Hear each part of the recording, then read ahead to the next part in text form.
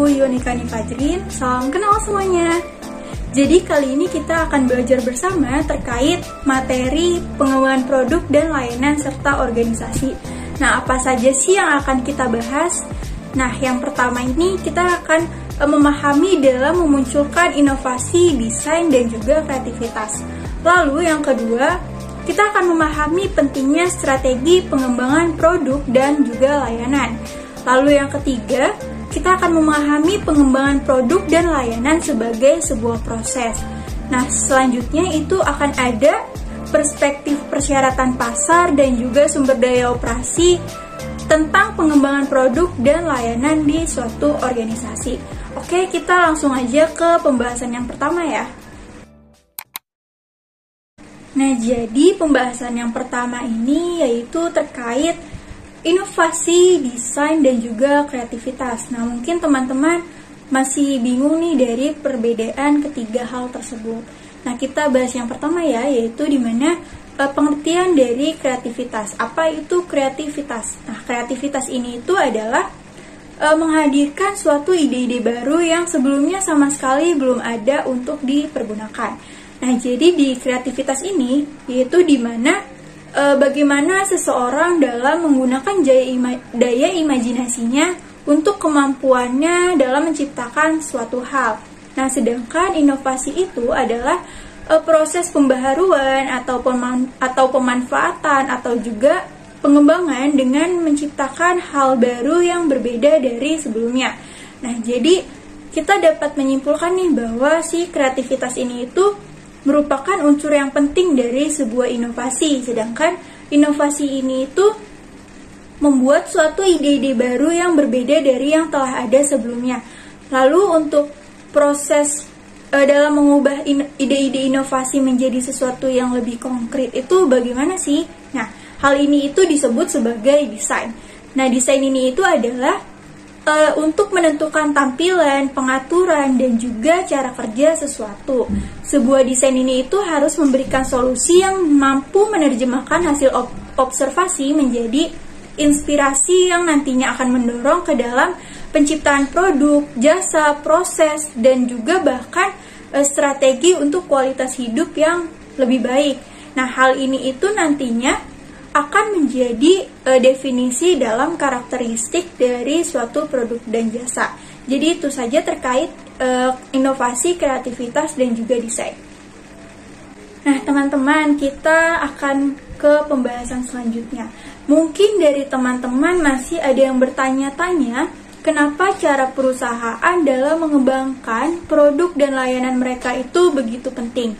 Nah, teman-teman bisa lihat gambar di sebelah, di mana gambar tersebut itu mengilustrasikan beberapa alasan yang lebih signifikan kenapa produk dan layanan pengembangan itu dipandang semakin penting secara strategis. Nah, seiring berjalannya waktu, tentu saja organisasi akan menghadapi berbagai jenis tantangan atau permasalahan yang baru. Nah, terkait pengembangan produk dan layanan ini itu adalah merupakan adanya suatu perubahan. Seiring berjalannya waktu, pelanggan itu akan menjadi lebih canggih dalam menjalankan pilihan mereka, dan seringkali mereka itu akan menuntut dalam hal menginginkan produk dan layanannya yang mana harus sesuai dengan kebutuhan spesifik mereka. Apabila kita lihat dari sisi sumber daya operasi, itu seiring dengan adanya perkembangan zaman, tentu saja perubahan teknologi kan juga semakin begitu cepat. Maka hal ini tuh tentunya tuh akan mempengaruhi sebagian besar industri. Nah, untuk organisasi yang saat ini beroperasi di dunia yang semakin diresapi dengan teknologi digital yang semakin canggih, maka dengan adanya perubahan tersebut, misalnya nih ya, teknologi yang berbasis internet, di mana perubahan tersebut itu memberikan pengaruh yang nantinya akan menjadi sarana dalam pengembangan produk dan layanan yang menjadi secara efektif dan efisien, yang sehingga akan menempatkan tanggung jawab pada setiap bagian bisnis.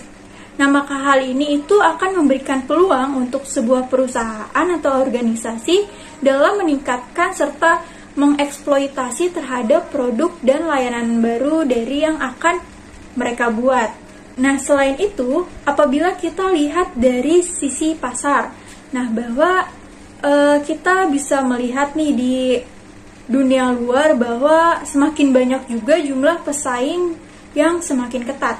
Nah, dengan adanya pasar yang semakin kompetitif dan para pelanggan yang telah menuntut untuk membutuhkan produk dan layanan yang baru, maka organisasi ini tuh perlu adanya perubahan terkait produk dan layanan yang nantinya sebuah perusahaan ini tuh mampu bersaing dengan para kompetitornya.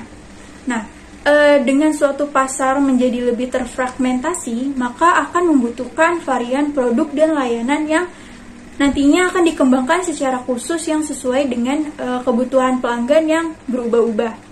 Maka nantinya mereka akan mampu dihadapkan terhadap pengembangan produk dan layanan yang diadaptasi dengan cara yang berbeda ke pasar yang berbeda.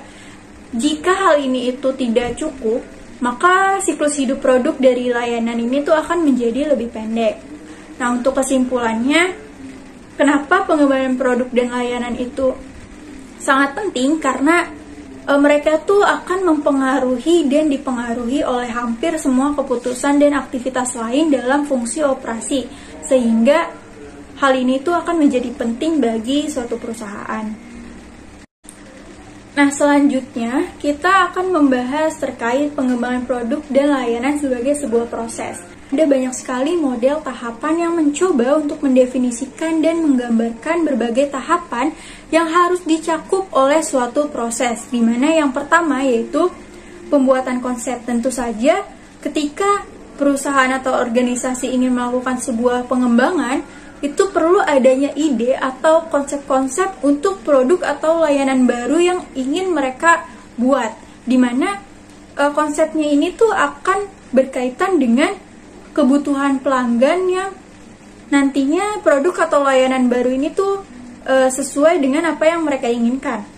Lalu yang kedua yaitu ada penyaringan konsep. Nah, tidak semua konsep yang telah digunakan atau telah dibuat oleh sebuah organisasi atau perusahaan itu tidak semuanya akan menuju ke tahap perkembangan. Tentu saja akan ada namanya penyaringan konsep yang sudah melewati berbagai kriteria tertentu. Lalu yang ketiga ini tuh ada desain awal, di mana tahapan ini tuh nantinya akan berisi awal hingga dari pekerjaan yang secara rinci terhadap desain produk atau layanan, di mana dalam tahapan ini tuh termasuk mendefinisikan apa yang akan masuk ke produk atau layanan. Jadi, selanjutnya itu ada evaluasi dan juga peningkatan desain. Nah, di tahapan ini itu akan mengambil desain awal dan akan berupaya untuk lebih memperbaikinya sebelum produk atau layanan jenis prototipe itu diuji di pasar. Lalu selanjutnya itu ada prototyping dan juga desain akhir. Dimana di tahapan ini itu ketika melakukan kegiatan mendesain itu adalah mengubah desain yang telah diperbaiki menjadi prototipe sehingga nantinya akan mampu diuji. Nah, kemungkinan ini akan mempelajari tentang sifat produk atau layanan yang telah diusulkan. Tentu saja kemungkinan itu akan mengurangi risiko yang nantinya akan terjadi ketika suatu produk atau layanan itu langsung terjun ke pasaran. Nah, selanjutnya yaitu mengembangkan proses operasi. Nah, di mana di tahap ini ketika keputusan itu sudah melewati beberapa karakteristik produk atau jasa, selanjutnya nanti tentunya akan dikembangkan melalui keputusan proses operasi. Seharusnya efektivitas proses pengembangan produk atau layanan dinilai dari segi pemenuhan persyaratan pasar atau dari kebutuhan pasar. Nah, efektivitas suatu proses pengembangan produk atau jasa itu dapat dinilai dengan cara yang sama dalam proses operasi sehari-hari dengan menghasilkan produk atau jasa itu sendiri. Artinya, proses pengembangan itu dapat dilihat dari segi kualitas, kecepatan, ketersediaan, fleksibilitas, lalu biaya. Nah, proyek pengembangan tersebut itu harus mampu menghindari yang namanya kesalahan, lalu harus cepat dipasarkan. Selain itu juga dikirimkan tepat waktu dan menjaga fleksibilitas untuk berubah selambat mungkin dalam proses dan tidak mengkonsumsi sumber daya pengembangan yang berlebihan. Jadi ketika ditanya nih keputusan berbasis sumber daya operasi apa yang dapat menentukan strategi pengembangan produk dan juga layanan dari sebuah perusahaan. Nah, sekali lagi nih ya, kita tuh dapat mengklasifikasikan keputusan seputar untuk proses pengembangan produk atau layanan itu dengan cara yang sama seperti kita dapat mengklasifikasikan keputusan yang menentukan sumber daya untuk proses operasi sehari-hari. Nah, dan juga kapasitas pengembangan keseluruhan dari suatu organisasi itu perlu dikelola untuk nantinya dapat mencerminkan permintaan yang berfluktuasi. Nah, untuk kegiatan pembangunan, selain itu juga kegiatan keputusan itu harus dibuat mengenai outsourcing untuk beberapa atau bisa semuanya. Nah, kegiatan pembangunan serta sifat hubungan dengan pemasok pembangunan, contohnya dalam hal teknologi itu seperti desain dari simulasi yang dibantu oleh komputer yang mungkin nantinya itu diperlukan untuk membantu proses pengembangan. Dan juga sumber daya yang digunakan dalam pengembangan itu perlu dikelompokkan ke dalam beberapa bentuk struktur organisasi agar menjadi lebih efektif dan juga terstruktur dalam melakukan proses pengembangan itu sendiri. Mungkin teman-teman ingin tahu nih implementasi untuk kasus nyata terkait materi pengembangan produk dan layanan di suatu organisasi. Nah, contoh dari perusahaan ini yaitu perusahaan McDonald's, di mana perusahaan ini terus berkembang hingga saat ini. Nah, perkembangan yang dilakukan yaitu dimulai dari segi produk, segmentasi pasar, dan juga inovasi yang dikembangkan. Nah, perusahaan ini, McDonald's ini merupakan salah satu perusahaan multinasional yang menerapkan manajemen operasional sebagai salah satu dari fungsi pokok dalam manajemennya. Tergolong sebagai makanan fast food, perusahaan ini tuh dengan cepat menjadi salah satu raksasa perusahaan makanan di dunia karena banyaknya inovasi yang telah dilakukan dan juga dikembangkan yang digunakan guna menarik minat para konsumennya. Lalu, visi dari perusahaan ini yaitu menjadi restoran cepat saji dengan pelayanan yang terbaik di dunia. Nah, untuk mencapai visi tersebut, perusahaan ini tuh selalu menjamin mutu produk-produknya dengan memberikan pelayanan yang tentunya memuaskan, lalu menawarkan kebersihan dan juga keamanan dari produk pangan serta nilai-nilai tambah lainnya. Nah, senyum konsumen dalam hal ini yaitu menjadi hal yang sangat penting bagi bagi perusahaan ini. Tentu saja untuk mencapai dari visi misi tersebut ada beberapa strategi yang dilakukan oleh perusahaan ini untuk menjalankan usahanya. Di mana yang pertama yaitu melibatkan manusia atau people.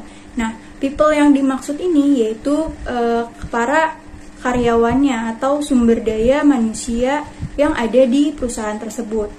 Nah, lalu yang kedua itu ada pelanggan atau customer. Nah, tentunya pelanggan itu menjadi hal yang sangat penting.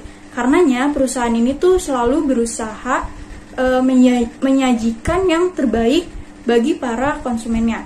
Nah, dalam hal ini, perusahaan ini tuh mempunyai salah satu moto, yaitu Operational Excellence for our customer.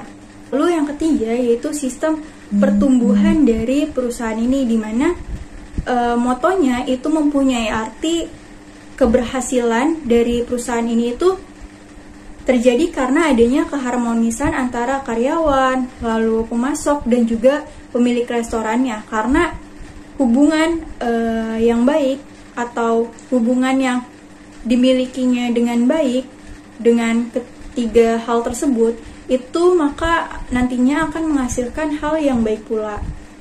Nah, jadi perubahan yang terjadi pada perusahaan ini itu yang pertama adanya perubahan struktur kepemimpinan. Nah, sebelumnya konsep penjualan bisnis dari perusahaan ini atau McDonald's ini yaitu berkonsep drive-in.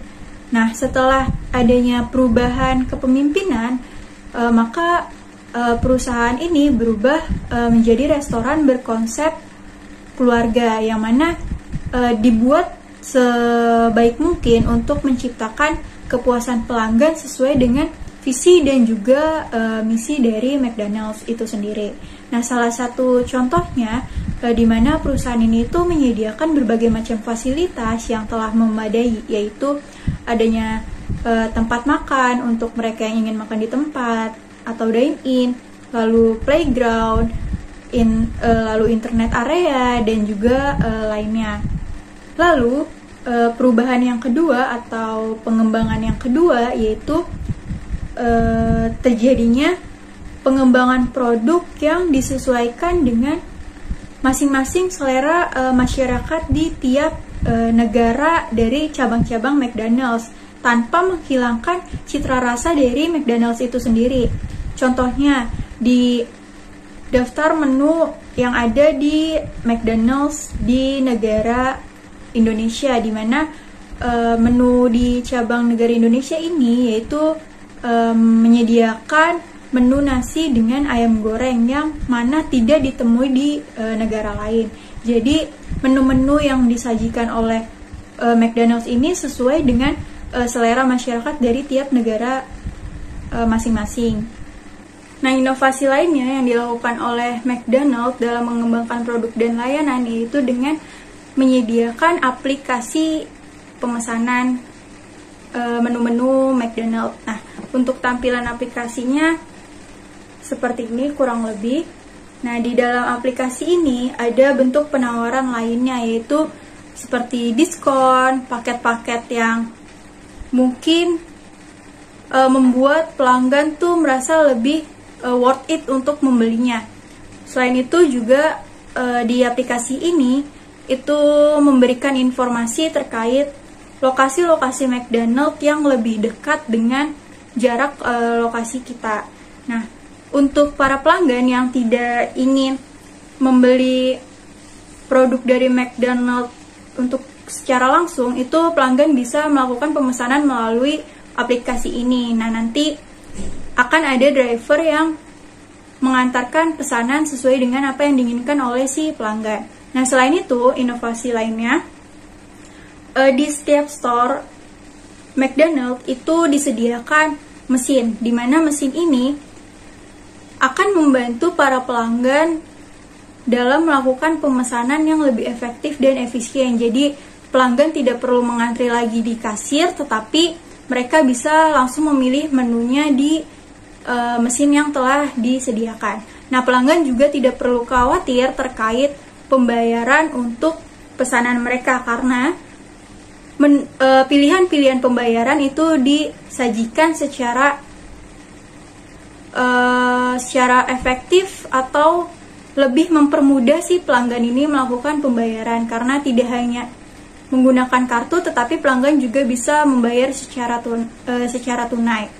Nah, jadi kesuksesan bisnis dari perusahaan ini itu tidak terlepas dari manajemen mutu di perusahaan McDonald's ini, yang dimana senantiasa dilakukan pengembangan dan juga peningkatan di setiap saat. Nah, keberadaan manajemen mutu yang diterapkan oleh perusahaan ini itu dilandaskan pada perangkat ISO 9001-2008 yang mana menjamin seluruh aktivitas produksi serta pemasaran sesuai dengan ketentuan prosedur pelayanan dan penjualan produk internasional.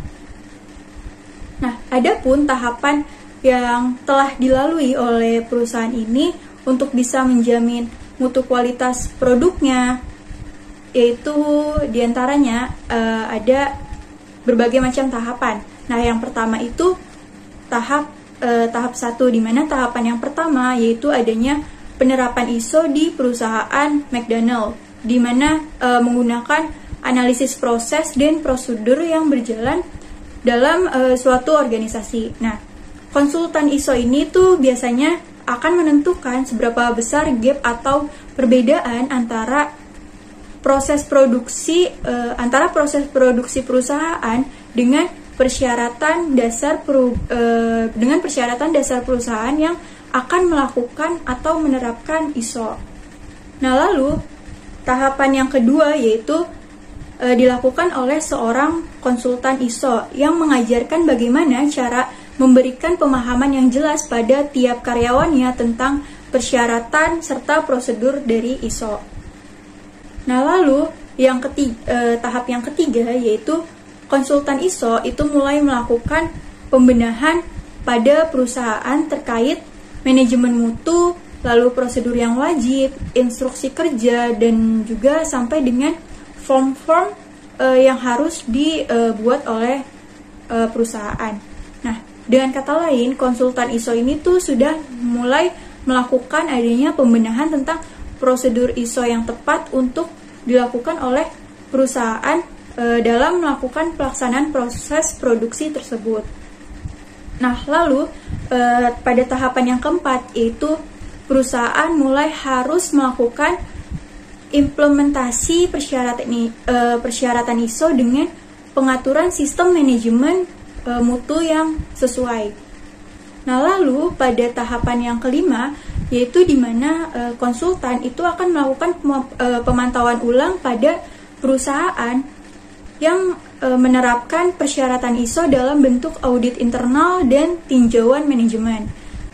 Lalu tahapan yang terakhir yaitu setelah penilaian telah dilakukan dan sudah sesuai dengan kriteria atau kelayakan, itu akan langsung perusahaan akan langsung mendapatkan sertifikasi ISO yang diberikan oleh badan sertifikasi yang sudah diakui. Nah, tahapan penerapan ISO yang terakhir ini itu dinyatakan sebagai penentuan label kelayakan dari perusahaan produksi. Jadi itu saja pembelajaran kita kali ini. Semoga kalian bisa mempunyai wawasan yang lebih luas terkait pengembangan produk dan layanan di suatu organisasi. Sekian dari saya. Sampai jumpa.